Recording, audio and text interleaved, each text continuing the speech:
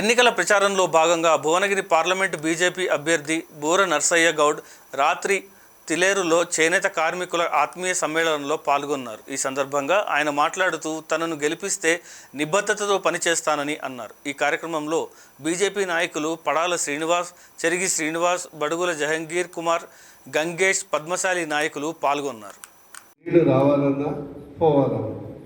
School fee కోటిరెడ్డిపల్లి sarpanch గణగారి Mallesham గారు,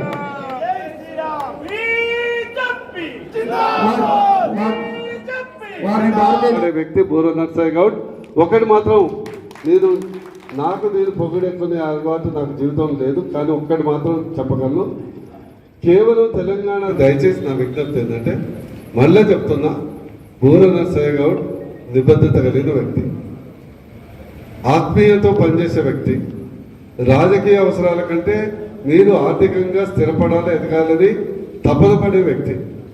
అందుకొరకు బూర నర్సయ్య గౌడ్ మీరు భారీ మెజార్టీతో గెలిపిస్తే నిబద్ధతతో పనిచేస్తారు. కేవలం రాజకీయం కొరకు పనిచేయడం, నిబద్ధతతో పనిచేయడం జరుగుతుంది. ఎందుకంటే నిబద్ధత ఉంటే మిగతా అయితే ఆనెస్ట్గా ఉండి పనిచేస్తే కొన్నిసార్లు మనం చేయాలనుకుంటే చేయలేకపోవచ్చు. నేను ప్రధానమంత్రి, ముఖ్యమంత్రి కాదు కదా, నా మనసులో ఎన్నో చేయాలని ఉంటుంది, నేను చేయగలమా? కానీ నేను భగవంతుడికి భక్తుడికి మధ్యలో అంబిక దర్బార్ అగరబత్తి లాగా అదేంటి చేస్తా కదా. నేను కాలొచ్చు, కానీ భగవంతుడికి చేరవేస్తా. నీ యొక్క విన్నపం కొట్లాడటంలో Boora Narsaiah Goud never will back down. ఒకటి గుర్తుపెట్టుకోండి. చాలామంది బూర నర్సయ్య గౌడ్ సౌమ్యుడు అంటే సౌమ్యుడు. నేను చిన్నప్పటి నుంచి మా ప్రొఫెసర్ని నాకు చెప్తాను. నేను ఎంఎస్ ఉన్నప్పుడు నేను మా యొక్క జూనియర్ డాక్టర్స్ ప్రెసిడెంట్ ఉంటే ఒక విషయంలో మా యొక్క హెచ్ఓడితో గొడవైంది. మా మెడిసిన్ ఎట్లా ఉంటుంది, మా ప్రొఫెసర్ కావాలంటే 1 నిమిషం ఫెయిల్ చేయొచ్చు, నర్సయ్య నువ్వు ఎట్లా పాస్ అవుతావు అని నన్ను అన్నాడు ఒక విషయంలో. నేను చెప్పిన, సార్ మీరు ఎట్లా ఫెయిల్ చేస్తారో నేను కూడా చూస్తాను, మీరు ఎట్లా అంటే కఠినంగా ఉండే అవకాశం అవసరం ఉంటే ఖచ్చితంగా కఠినంగా ఉంటాను.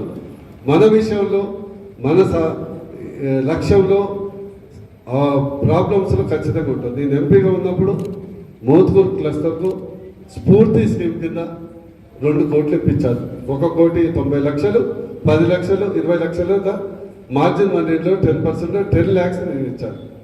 మరి మోడీ గారు బీజేపీ, మరి బూర నర్సయ్య గౌడ్ అప్పుడు టీఆర్ఎస్, అయినా ఇచ్చింది కదా. అప్పుడు బీజేపీ సిద్ధాంతం ఏంటంటే సబ్కి సాత్, సబ్కి వికాస్, సబ్కా ప్రయాస్, సబ్కా విశ్వాస్. మనం ఓన్లీ మే 13th వరకే మనకి గొడవలు. 13 తర్వాత పార్టీ ఏదైనా సమస్యలకు మోడీ గారు స్పందిస్తారు. ఇక మనకు ఈ మన నాయకులు ఎట్లా ఉంటారు, రాజకీయ నాయకులు గల్లీలో తిడతారు, ఢిల్లీలో కాళ్ళు పట్టుకుంటారు, గల్లీలో మీసాలు తిప్పుతారు, తొడగొడతారు, ఢిల్లీలో పోయి కాళ్ళ మీద సంస్థానం నమస్కారం ఇస్తారు. ఇక్కడ తిట్టింది అది తెలియదా? నువ్వు మోడీ కేడీ అంటే నేను నెక్స్ట్ ఎక్కడ ఉంచాలో అక్కడ తెలియదా? ఒక అతను మోడీ కేడీ అన్నాడు, పోయింది. ఈ మధ్య ఈయన మొదలుపెట్టాడు.